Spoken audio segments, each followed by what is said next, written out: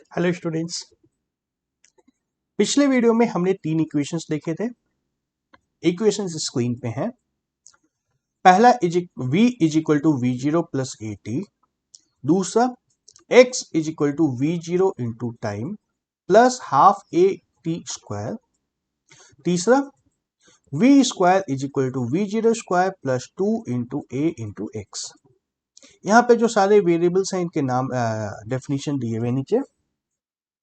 v is the final velocity, v0 is the initial velocity, a acceleration, t time और x displacement। पिछले video में मैंने बताया था कि इसके ऊपर बहुत सारे क्वेश्चंस बनते हैं और इस वीडियो में सारे एग्जाम्पल्स देखने हैं जो इस इक्वेशन से बनते हैं। तो अब इस इक्वेशन, अगर ये इक्वेशन याद है और इसका इन सभी का मीनिंग भी पता है तो बहुत सारे क्वेश्चंस हैं जो बन जाएंगे। मे बी ग्राफ के क्वेश्चंस नहीं बनेंगे बट ऐसे बहुत सारे क्वेश्चंस हैं जो बन जाएंगे। एंड खास करके engineering and medical entrance examinations में इस चैप्टर से इन्हीं सब टॉपिक्स के ऊपर क्वेश्चंस ज्यादा आते हैं, इन्हीं सब इक्वेशंस के ऊपर क्वेश्चंस ज्यादा आते हैं। Numerical theoretical questions, define this define that, ये सब कम आते हैं। ग्राफ के क्वेश्चंस आते हैं और इस तरह के क्वेश्चंस आते हैं, तो बहुत ही इंपॉर्टेंट है। चलो कुछ एग्जाम्पल्स देखते हैं हम लोग। पहला एग्जाम्पल स्क्रीन पे है। A particle starts from rest with a constant acceleration. At the time t, the speed is found to be 100 meter per second, and 1 second later the speed becomes 150 meter per second. Find the acceleration distance traveled during the t plus 1 second. ठीक है, ठीक है। Question समझ में आ रहा है? Question समझ में आ रहा है। कोई एक पार्टिकल है जो पहले रेस्ट पे था। v is equal to zero था जब t is equal to zero था। इस तरह का डायग्राम बना लेना। अगर क्वेश्चन बिना डायग्राम के भी समझ में आ रहा है तो भी डायग्राम बना देना। डायग्राम बनाने से अगर कहीं पे कुछ मिस्टेक भी हुआ तो भी एग्जामिनर को यह तो पता चल जाता है कि क्वेश्चन तो सही समझा है, एंड खुद को भी बहुत हेल्प मिलती है इस डायग्राम से। तो डायग्राम बनाने में कंजूसी बिल्कुल नहीं करना, एक रफ स्केच कर देना क्या समझ रहे हो क्वेश्चन से।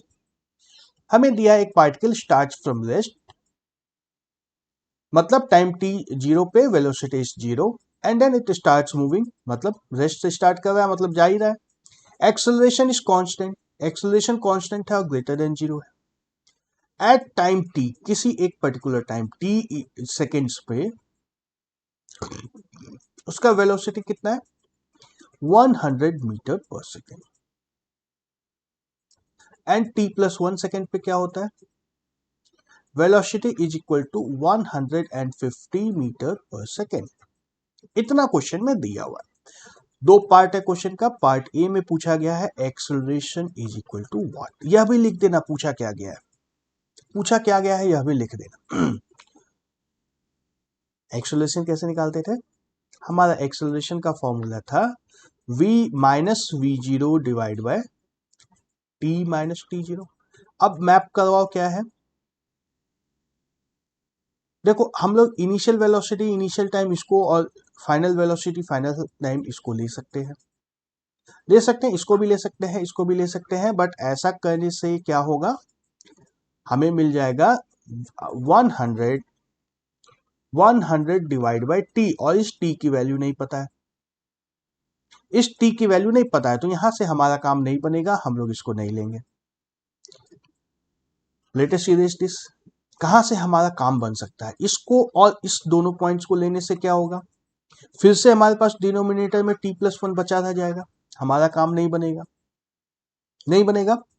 बट इन दोनों पॉइंट्स को लेने से हमारा काम बन सकता है ना। Let's try with this to.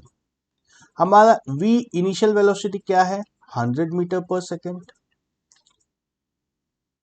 v0 final velocity क्या है? 150 metre per second. t0 is equal to t is equal to t plus 1। अब इस फॉर्मूले पे सारी वैल्यूज को डालो। 150 minus 100 divide by t plus 1 minus T, ये टी कैंसिल हो जाएगा, क्या बचेगा हमारा 50 मीटर्स पर second, 50 metre per second square, acceleration में स्क्वायर भी लगता है, 50 metre per second square. Second part, first part को मैं डिलीट कर देता हूं, सेकेंड पार्ट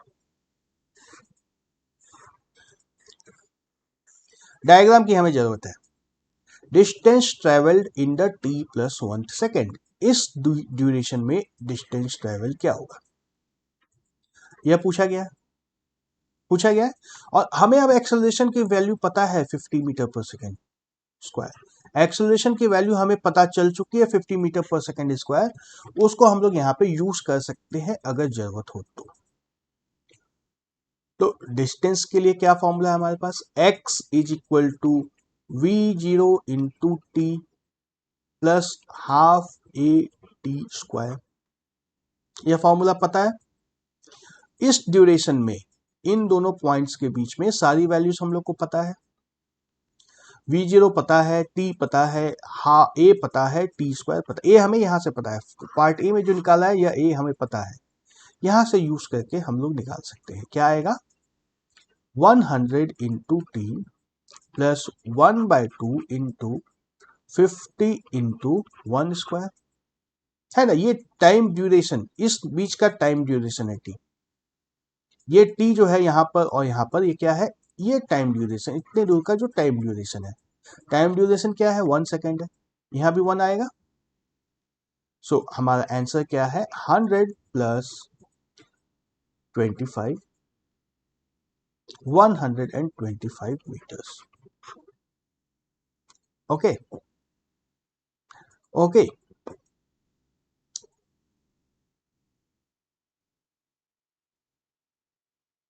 ये डिस्टेंस निकालने का एक और तरीका हो सकता था, अगर तीसरा, एक बार मैं यहां लिख देता हूं पहले, x is equal to 125 metres, अगर तीसरे इक्वेशन ऑफ मोशन को हम लोग यूज करते तो उससे भी हमारा काम बन सकता था।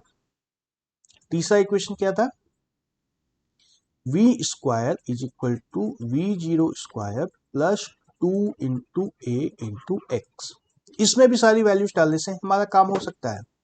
v क्या है 150 स्क्वायर, v0 क्या है 100, इसका स्क्वायर प्लस 2 इंटू ए की वैल्यू है 50, x निकालना है, क्या होगा 100x, इसको मैं लेफ्ट में ले आया, 100x is equal to 22500 minus 10000, 100x is equal to 12500, ये दोनों जीरोस कैंसिल हो जाएगा, x इज इक्वल टू 125 मीटर्स। यही आंसर हमारा उस मेथड से भी आया था, दूसरे इक्वेशन से भी यही आंसर आया था। इक्वेशन चाहे कोई भी लगाओ, डिस्टेंस तो यही है ना, यही रहेगा, इक्वेशन बदलने से डिस्टेंस तो नहीं बदलने वाला है, बदल सकता है क्या, नहीं बदलने वाला है। चलो अब दिख रहा है क्वेश्चन में, क्वेश्चन कैसे बनेगा, क्वेश्चन कैसे बनेगा इन इक्वेशंस को यूज करके अब दिख रहा है, एंड ये प्रैक्टिकल प्रॉब्लम्स हैं, लाइफ में इसी तरह के प्रॉब्लम्स को सॉल्व करना है हमें साइंस से, फिजिक्स से। एक और एग्जांपल देखते हैं फिर। आहा, बड़ा इंटरेस्टिंग सवाल है ये तो, क्वेश्चन पढ़ो, क्वेश्चन थोड़ा सा डिफिकल्ट है, समझने में डिफिकल्ट है, अगर समझ के डायग्राम बना लिए तो फिर आसान है। A boy stretches a stone against a rubber tape of catapult और गुलेल, गुलेल देखा है, गुलेल इस तरह का फिंगर्स में रहता है, इसके अंदर वी बना रहता है, इसके अंदर एक रबर लगा रहता है जिसके अंदर खींच के फेंक देते हैं पत्थर को, गुलेल का डेफिनेशन है जो भी है। तो बॉय स्ट्रेचेस ए गुलेल through a distance of 24 centimetre, a boy stretches a gulel through a distance of 24 centimetre before leaving it, 24 centimetre तक खींचता है इसको और फिर छोड़ देता है पत्थर को। तो फिर उसके बाद क्या दिया है, the tape returns to its normal position accelerating the stone over the stretched length. अब डायग्राम बनाना होगा, देखो ये मान लो हमारी गुलेल है, यह हमारी गुलेल है, ठीक है, इसको 24 सेंटीमीटर तक वो खींच लेता है, 24 सेंटीमीटर तक खींचता है और फिर छोड़ देता है। तो ये 24 सेंटीमीटर तक जो स्टोन है उसको ये रबर एक्सेलरेट कराता है इतनी दूर तक। इस 24 सेंटीमीटर तक स्टोन को एक्सेलरेट कराता है, कौन कराता है? रबर, गुलेल का rubber.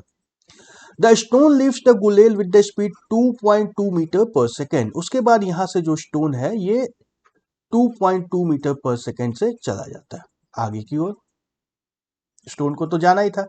Assuming that the acceleration is constant while the stone is being pushed by the tape. Tape के थ्रू ये 24 सेंटीमीटर तक 24 सेंटीमीटर तक स्टोन को पुश किया है, किसने? टेप ने या रबर ने, जो भी बोलते हो उसको। 24 सेंटीमीटर तक स्टोन को पुश किया है। इस डिस्टेंस में क्या दे रहा है? Acceleration is constant, A is constant. Find the magnitude of acceleration, find the magnitude of acceleration. Question समझ में आ रहा है? ये क्वेश्चन कॉम्प्लिकेटेड था। क्वेश्चन पढ़ के डायग्राम बना के दिमाग में सेट करना है पिक्चर कि हो क्या रहा है, क्वेश्चन में पूछा क्या गया है। कि जब तक वो नहीं होगा तब तक क्वेश्चन बनने का तो कोई सवाल ही नहीं है। कोई सवाल है? कोई चांस नहीं है। अब दिख रहा है क्वेश्चन में क्या पूछा गया। जब इतना पता चल जाएगा उसके बाद हम लोग को क्या करना है, क्वेश्चन में क्या क्या दिया है यह लिखना है। हमें किस ड्यूरेशन की बात कर रहे हैं हम लोग? यहां से जब स्टोन चलता है एंड यहां तक पहुंच जाता है, फिर फाइनल वेलोसिटी 2.2 से वो आगे की ओर बढ़ जाता है, इस ड्यूरेशन का मोशन की बात कर रहे हैं। तो इनिशियल वेलोसिटी हम लोग की v क्या होगी? v0 होगी। Final velocity v0, initial velocity v0 0 होगी। फाइनल वेलोसिटी क्या है? 2.2 मीटर पर सेकेंड। एक्सेलरेशन क्या है? निकालना है हमें। डिस्टेंस दिया हुआ है, कितना डिस्टेंस है? 24 सेंटीमीटर, जिसको हम लोग मीटर में कन्वर्ट कर देंगे, 0.24 मीटर्स। क्यों? क्योंकि यूनिट सबका एक होना चाहिए, यूनिट में कोई कंफ्यूजन नहीं करना चाहिए। तो हमें दिया हुआ है v0 है, v है और एक्सेलरेशन निकालना है। टाइम नहीं दिया, टाइम नहीं दिया। अगर टाइम दिया होता तो हम लोग इससे निकालते, v is equal to v0 plus A into T. लेकिन टाइम दिया नहीं है, इससे कोई काम नहीं होगा। दूसरा इक्वेशन को ट्राई करो, x is equal to v0 into T plus half A T square. यहां पे क्या क्या दिया है हमें? x दिया है, a और t नहीं दिया है, v0 भी दिया है, x भी दिया है, v0 भी दिया है, a और t दोनों ही नहीं दिया है। इससे भी हमारा काम नहीं हो सकता है। थर्ड इक्वेशन को देखो, ऐसे ही ट्राई करना होगा, v square is equal to v0 square plus 2 into A into X. इसमें v हमें पता है, v0 हमें पता है, x हमें पता है, a नहीं पता है। एक वेरिएबल है, एक वेरिएबल इससे हम लोग निकाल सकते हैं। निकल जाएगा। Let's try. v0 is 2.2, 2.2 का square is equal to 0 plus 2 into acceleration into 2.4, 0.24।